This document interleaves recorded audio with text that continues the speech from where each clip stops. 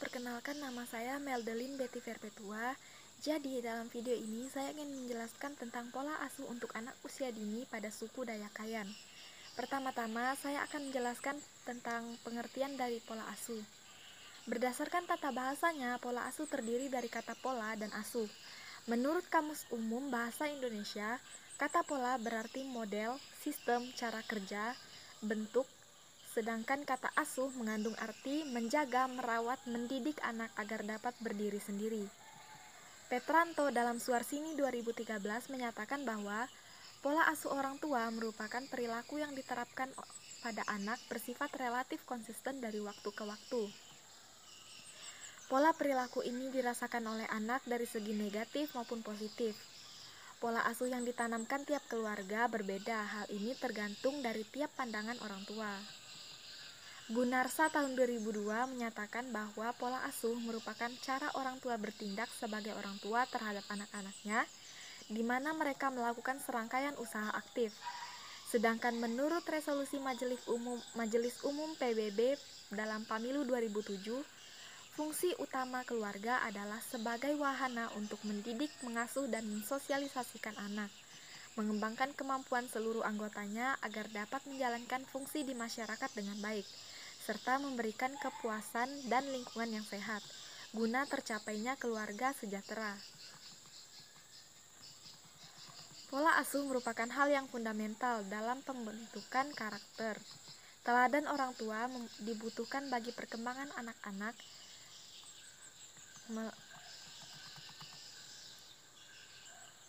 karena anak-anak melakukan modeling dan imitasi dari lingkungan terdekatnya. Keterbukaan antara orang tua dan anak-anak menjadi hal penting agar dapat menghindarkan anak dari pengaruh negatif yang ada di luar lingkungan. Orang tua perlu membantu anak dalam mendisiplinkan. Jadi dalam lingkungan keluarga, seorang anak akan mempelajari dasar-dasar perilaku yang penting bagi kehidupannya di kemudian hari. Karakter dipelajari anak melalui model para anggota keluarga yang ada di sekitarnya, terutama orang tua. Model perilaku orang tua secara langsung maupun tidak langsung akan dipelajari dan ditiru oleh anak. Selanjutnya saya akan menceritakan sedikit tentang pola asuh orang tua suku Dayak Kayan. Nah, setiap orang tua mempunyai gaya tersendiri dalam mengasuh anak-anak yang disebut dengan pola asuh atau gaya pengasuhan. Gaya pengasuhan merupakan pola perilaku orang tua yang paling menonjol atau yang paling dominan dalam menangani anaknya sehari-hari. Seorang anak di sebuah keluarga akan diasuh menurut nilai, suku, budaya, dan agama yang diyakini oleh kedua orang tuanya. Nah, saya akan jelaskan tentang pola asuh suku Dayak Kayan. Sebelumnya, suku Kayan ini adalah suku Dayak dari rumpun Kayan atau orang Ulu yang berasal dari Sarawak. Suku Dayak Kayan merupakan salah satu dari sub-sub suku yang kurang lebih jumlahnya 405 sub.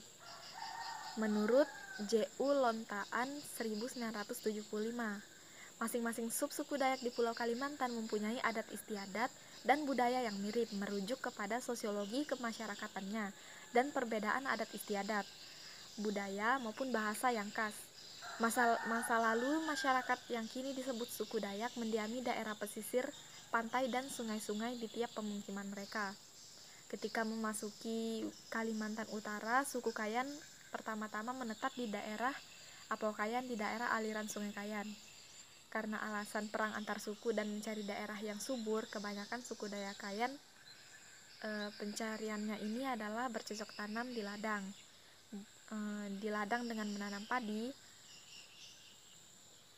juga bercocok tanam di kebun atau di sekitar pekarangan mereka, juga menanam jagung, ubi kayu, ubi jalar, sayur, kelapa, dan pisang.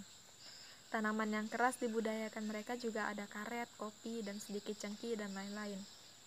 Yang sampai sekarang pun masih banyak orang dari suku Dayak Kayan yang masih melakukannya. Bukan hanya suku Dayak Kayan, suku Dayak termasuk suku Dayak Kayan yang ada di Desa Marasatu, Kecamatan Tanjung Palas Barat, Kabupaten Bulungan, Provinsi Kalimantan Utara.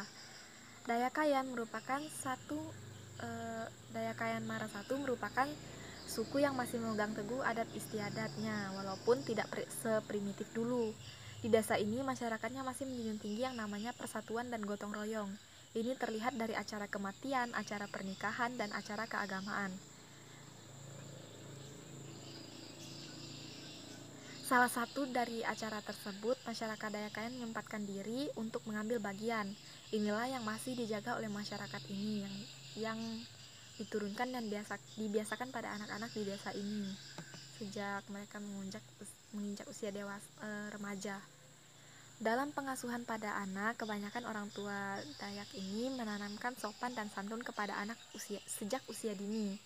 Menerapkan cara bertingkah laku yang baik dalam masyarakat. Orang tua di sini juga mengajarkan cara bersosialisasi dan berkomunikasi yang baik pada teman atau pada orang yang lebih tua.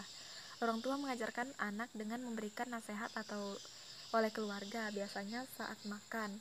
Menurut orang tua, agar dalam bahasa Dayaknya itu lon tebara ini mutam besibang baenla anun kelau kuman ina, yang maksudnya itu agar segala nasihat-nasihat dan ajaran yang orang tua berikan itu ikut masuk bersama makanan yang sedang kita makan. Orang tua selalu tanamkan dalam diri anak adalah kejujuran, keterbukaan antara orang tua dan anak yang juga diterapkan dalam keluarga Dayak. Nilai kejujuran perlu ditanamkan pada anak supaya anak memiliki sifat jujur sampai anak besar. Contoh dari nilai kejujuran ini adalah anak tidak mengambil barang atau mengambil hak orang lain. Anak diajarkan untuk bergaul dengan teman-temannya. Anak juga diajarkan untuk mengakui kesalahannya dan berkata jujur serta meminta maaf kepada temannya. Kepatuhan yang kedua itu kepatuhan, yaitu anak mengikuti perkataan orang tua demi kebaikan anak-anak mereka. Salah satu contohnya, orang tua mengajarkan makna kepatuhan pada anak dengan meminta anak untuk belajar. Melalui penanaman makna kepatuhan pada anak, orang tua berharap agar anak akan mematuhi perkataan orang tuanya. Menurut orang tua, sebagai generasi penerus anak-anak, mereka harus menjadi orang yang berpendidikan, seperti yang telah dijelaskan sebelumnya bahwa kebanyakan masyarakat Dayak itu adalah petani. Selain itu, makna kepatuhan ini adalah berkaitan dengan sopan santun, terutama berkaitan dengan adat istiadat yang ada dalam suku Dayakayan. Dalam adat suku Dayakayan, diajarkan bahwa sebagai manusia tidak dapat hidup sendiri karena memerlukan orang lain, sehingga dalam kehidupan sehari-hari tidak boleh sombong, serta tidak boleh angkuh. Karena itu pula harus mengingat segala kebaikan yang telah orang berikan kepada kita. Ketegasan juga diajarkan dalam pengasuhan suku Dayakayan, yaitu tidak berubah atau tidak goyah ketika bergaul sehari-hari dengan teman atau dengan orang yang lebih tua. Ketika anak melakukan perbuatan yang tidak baik, maka orang tua bertugas untuk menegur anak dengan tegas. Maksudnya supaya anak jangan mengulangi perbuatannya lagi karena nanti akan merugikan dirinya sendiri. Kebebasan juga diajarkan dalam pengasuhan suku Dayakayan ini.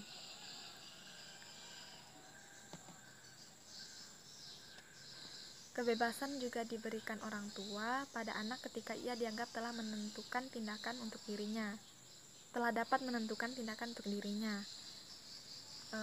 Di mana orang tua memberikan kebebasan kepada anak, akan tetapi orang tua juga tetap memantau bagaimana perilaku anak.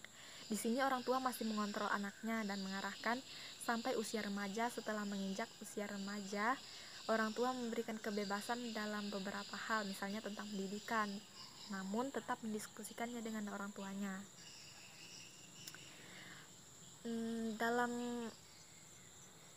Ada beberapa jenis pola asuh menurut para ahli. Saya akan menjelaskan pola asuh menurut Hurlock tahun 1999.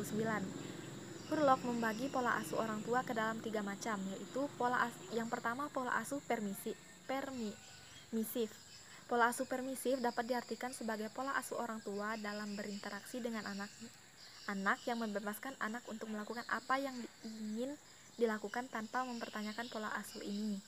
Pola asuh ini tidak menggunakan aturan-aturan yang ketat, bahkan bimbingan pun kurang diberikan, sehingga tidak ada pengendalian atau pengontrolan serta tuntutan kepada anak. Yang kedua ada pola asuh otoriter. Menurut Gunarsa tahun 2002, pola asuh otoriter yaitu pola asuh di mana orang tua menerapkan aturan dan batasan yang mutlak harus ditaati tanpa memberi kesempatan pada anak untuk berpendapat. Jika anak tidak mematuhi, akan diancam, dihukum, atau bahkan dihukum. Yang ketiga, ada pola asuh demokratis. Menurut Gunarsa tahun 2000 mengemukakan bahwa dalam menanamkan disiplin kepada anak, orang tua yang menerapkan pola asuh demokratis ini memperlihatkan dan menghargai kebebasan yang tidak mutlak dengan bimbingan yang penuh pengertian antara anak dan orang tua, memberi penjelasan secara rasional dan objektif jika keinginan dan pendapat anak tidak sesuai. Dalam pola asuh ini, anak tumbuh rasa tanggung jawab, mampu bertindak sesuai dengan norma yang ada. Jadi berdasarkan jenis pola asuh tadi, jenis pola asuh suku Dayakayan ini sesuai dari penjelasan tentang pola asuh suku Dayakayan yang sebelumnya, dapat ditemukan bahwa orang tua suku dari Dayakayan ini menerapkan pola asuh demokratis. Gaya pengasuhan ini merupakan gaya pengasuhan yang mengajarkan tentang kebebasan, tetapi anak masih bertanggung jawab atas kebebasan yang diberikan kepada orang tuanya. Para orang tua masih melakukan pengawasan kepada anak-anak mereka. Orang tua demokratis juga memberikan kebebasan kepada anak-anak untuk memilih. Mereka juga membebaskan anak dalam memutuskan suatu tindakan apabila hendak menasehati anaknya. Orang tua demokratis selalu melakukannya dengan pendekatan yang hangat. Mereka memberi kebebasan namun juga mengawasi anak-anaknya seperti yang dilakukan suku Dayakayan pada penjelasan sebelumnya, dan mengarahkan dengan selalu memberikan nasihat pada anak dalam pengasuhannya dan juga menanamkan nilai kejujuran, ketegasan seperti yang dijelaskan pada penjelasan sebelumnya, bahwa mereka juga menanamkan nilai kejujuran, ketegasan, namun juga menerapkan kebebasan namun tetap memantau anak-anaknya. Sekian penjelasan dari saya, kurang dan lebihnya saya mohon maaf, semoga bermanfaat. Terima kasih.